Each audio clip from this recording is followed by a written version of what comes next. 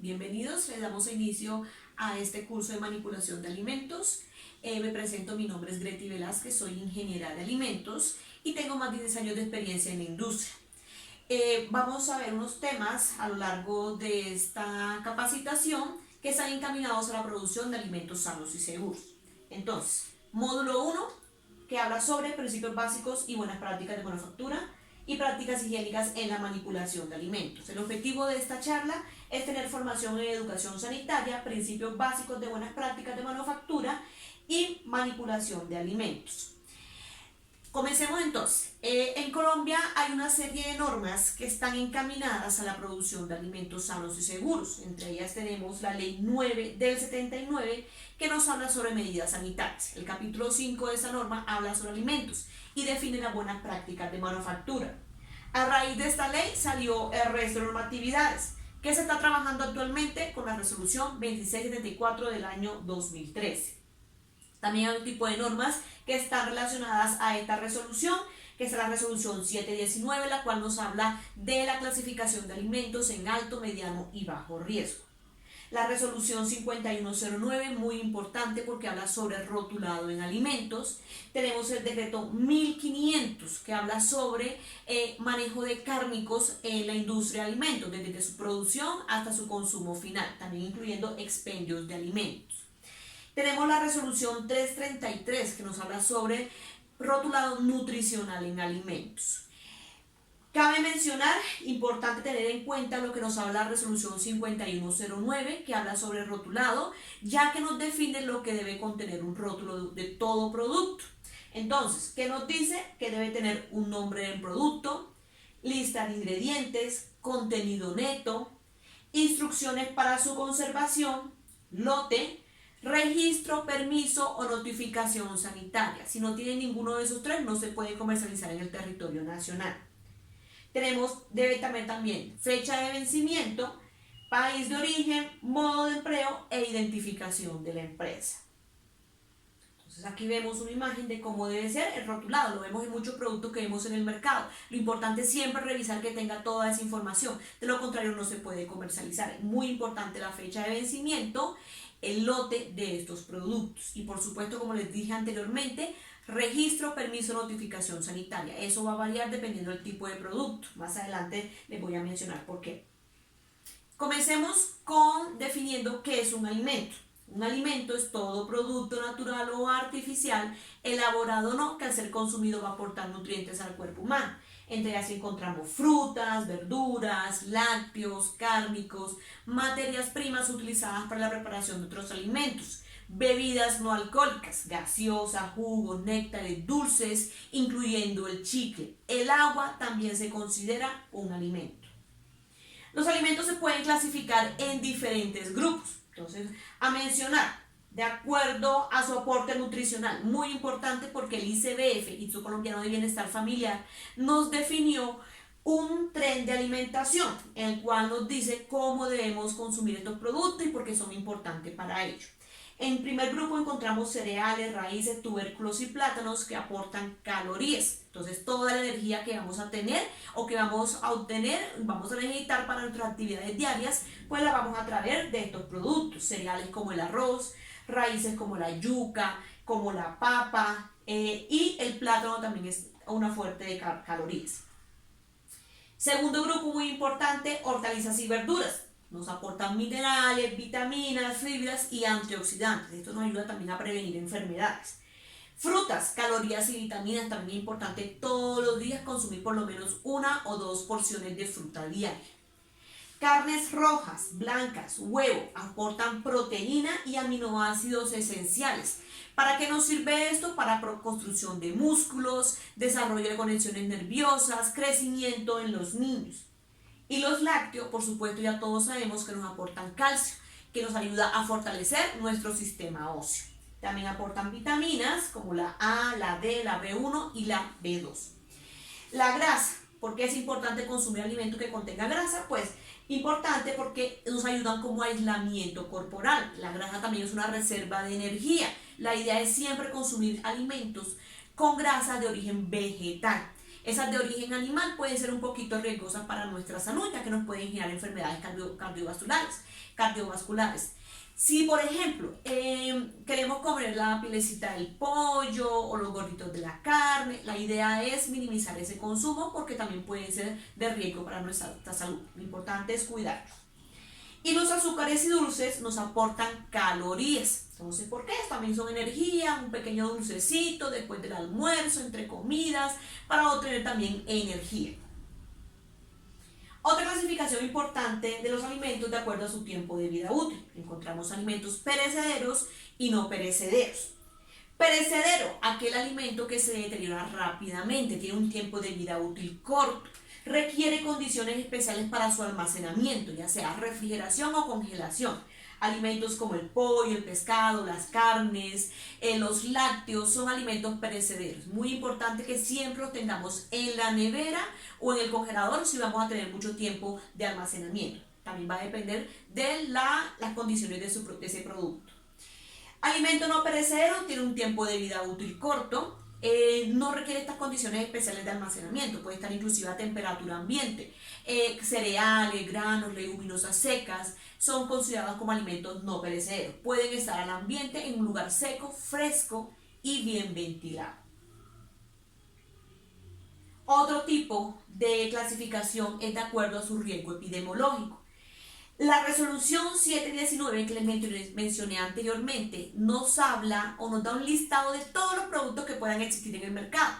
Y fue desarrollado esta resolución precisamente para definir cuáles de esos tipos de alimentos eran de alto, de medio o bajo riesgo. Eso era importante para complementar la resolución 2674 y también para que las empresas productoras de alimentos, cuando fueran a comercializar su producto y tramitar ante el INVIMA el famoso registro sanitario, que anteriormente solamente era registro, ahora lo pueden dividir ya sea en alto, medio o bajo. Alimentos de alto riesgo requieren registro sanitario. Alimentos de medio riesgo, solo permiso sanitario. Alimentos de bajo riesgo, notificación sanitaria. Entonces vamos a encontrar en el rotulado de estos productos siempre RS para registro, PS para permiso y NS para notificación sanitaria. Un ejemplo muy sencillo, por ejemplo, cuando vemos panadería empacada de productos o marcas conocidas, ya sea en supermercados de grandes superficies, revisemos que ahí va a encontrar una NS con el numerito asignado por el INVIMA, no va a ser registro sanitario. ¿Por qué? Porque el pan lo consideraron como alimento de bajo riesgo. Entonces, ¿cuál es la idea? Que nosotros, como manipuladores de alimentos, siempre produzcamos alimentos sanos y seguros, alimentos que nos van a generar daño al consumidor. La idea es que consumamos algo rico, nos sintamos bien, nos nutramos, pero nunca tengamos síntomas de enfermedades como diarrea, vómito, malestar estomacal. Y para eso hay que tener en cuenta 3 tipos de riesgos o peligros que se pueden generar en la manipulación de alimentos. Entonces encontramos el riesgo físico, la cual puede ser la presencia de elementos extraños, elementos que pueden ser desagradables, pero también pueden ser perjudiciales para el consumidor. Desagradables, yo creo que a nadie le gustaría encontrar un pelo en la comida, ¿cierto? Es muy desagradable. Entonces la idea es evitar la caída del cabello. Para eso existen mecanismos desarrollados y exigidos para evitar que un pelito nos aparezca en una hamburguesa, en una sopa, en un arroz, que realmente es muy desagradable. Además de que el cabello no se lava todos los días, no todo el mundo tiene la costumbre de generar este procedimiento de limpieza. Entonces también pueden generarse microorganismos en ese pelo que pueden pasar al producto. Elementos peligrosos, como por ejemplo el vidrio. El vidrio no debe estar en ningún tipo de producto. Imagínense un niño pequeñito que consuma vidrio y le genera algún tipo de daño. Entonces, por favor, mucho cuidado con el vidrio. ¿Qué debemos hacer y qué nos recomienda la normatividad colombiana? Lámparas protegidas contra rotura, siempre un protector. También es importante que alimentos envasados en vidrio tengamos mucho cuidado al momento de abrirlos, porque se pueden romper o desportillar. Y cuando, por ejemplo, encontremos un alimento contaminado, si lo detectamos visualmente, por favor descartarlo inmediatamente.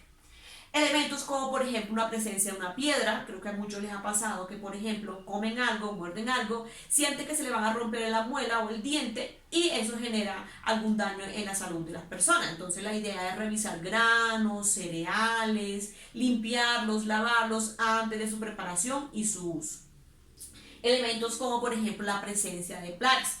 Yo creo que alguna vez han encontrado un gusanito, una babosa, una lombriz que pueden estar en vegetales o frutas. Pues la idea, ¿cuál es? Lavar y desinfectar frutas y verduras. No se nos puede olvidar, ya que con este paso eliminamos este contaminante. La idea es ningún gusanito bailándole en la comida de nadie. La presencia, por ejemplo, de joyería, entonces nada de aretes, nada de anillos, pulseras, cadenas, relojes, porque se pueden también caer, se pueden romper y podemos causarnos también inclusive a nosotros mismos algún tipo de daño. Elementos metálicos como por ejemplo la presencia de tornillos, por ejemplo alambres que pueden ser en manejos de mantenimiento. Entonces la idea es que estos procedimientos de mantenimiento siempre se realicen en horas o en lugares cercados para evitar que salpiquen a las áreas de manipulación o al producto que estamos manipulando. Elementos físicos pueden haber presencia también, por ejemplo, de plásticos blandos, plásticos duros, astillas de madera, restos de uña. Por eso es importante que las uñas siempre se mantengan cortas. Otro tipo de riesgo que podemos encontrar es la presencia de sustancias que pueden hacer un tipo de daño. Por ejemplo, los pesticidas, los fungicidas, los desinfectantes y los jabones también. Pesticidas y fungicidas pueden venir del campo. Precisamente fumigan las plantas, los cultivos para evitar la presencia de plagas. Entonces la idea es que las frutas y las verduras siempre se laven y se desinfecten antes de consumirlas, porque pueden tener presencia de sustancias, además de microorganismos que más adelante los vamos a mencionar. También puede haber otro tipo de riesgo considerado en la industria de alimentos, son los perfumes. Entonces la idea es que no tengamos ningún tipo de aroma en nuestro cuerpo porque fácilmente por contacto lo podemos pasar. La presencia de maquillaje. El maquillaje se puede escurrir por el calor, por el sudor y simplemente pasamos la mano por la cara porque lo hacemos inconscientemente durante muchas veces en el día o en la hora, inclusive hasta 20 veces en una hora podemos pasarnos la mano o tocarnos la cara y ahí nos podemos llevar el maquillaje y luego cuando tocamos superficies podemos encontrar este tipo de contaminantes. Jabones y desinfectantes, muy importante que sepamos manejarlos, porque con esto podemos generar algún tipo de intoxicación. Los jabones es importante que no tengan ningún tipo de olor o fragancia. ¿Por qué? Porque esos olores también pueden pasar a la superficie. Entonces los jabones con que hagamos limpieza y desinfección deben ser neutros. Desinfectantes, entre ellos el hipoclorito, que es el que más usamos en la industria de alimentos. ¿Cómo nos encanta el hipoclorito? Puro. Entre más puro, decimos que está quedando más limpio, ¿cierto?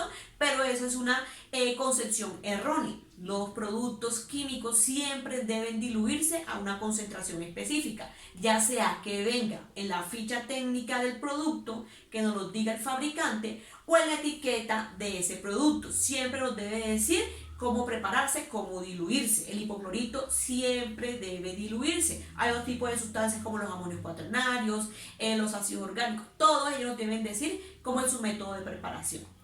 Además de diluirse, saberse diluir adecuadamente, pues no mezclar. Muchas veces, ¿qué pasa? Cogemos el jaboncito, el cloro, lo mezclamos, hacemos una solución y pensamos que con esto estamos haciendo un buen procedimiento de limpieza y desinfección.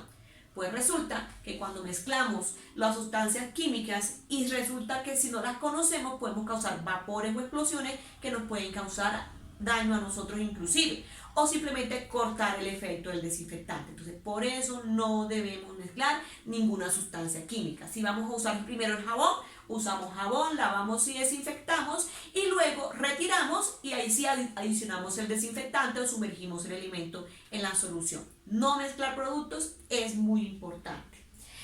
Entonces la idea es tener mucho cuidado con este tipo de sustancias o productos químicos que nos pueden causar algún tipo de enfermedad. El otro tipo de riesgo que podemos encontrar en la industria de alimentos es el riesgo microbiológico. Este tipo de riesgo no lo podemos percibir fácilmente, muchas veces en su gran mayoría, en la presencia de microorganismos, bacterias, virus, hongos, levaduras, parásitos, están en todas partes, hacen parte de nuestra vida, inclusive en nuestro cuerpo hay microorganismos, en la boca, sistema respiratorio, sistema digestivo, en los alimentos, en las superficies hay microorganismos. La idea es saber qué hacer para evitar que esos microorganismos no se nos conviertan en un riesgo. ¿Cómo que no nos conviertan en un riesgo? Es decir, que no nos causen ninguna enfermedad, enfermedades transmitidas por alimentos. Entonces la idea siempre es que alimentos perecederos, que ya mencionamos, lácteos, cárnicos, productos derivados de ellos, pues se mantengan siempre en refrigeración o en congelación. Nunca perder la cadena de frío. Es muy importante la cadena de frío en la industria de alimentos. Y también es importante pues mantener una buena higiene de nuestras manos, ya que nuestras manos son nuestro principal medio de transporte. Por eso es importante un buen lavado de manos. Limpieza de todas las superficies pues para evitar contaminación cruzada. Así controlamos este tipo de riesgo. Los invito a que veamos el video relacionado a este tipo de peligros para complementar esta información.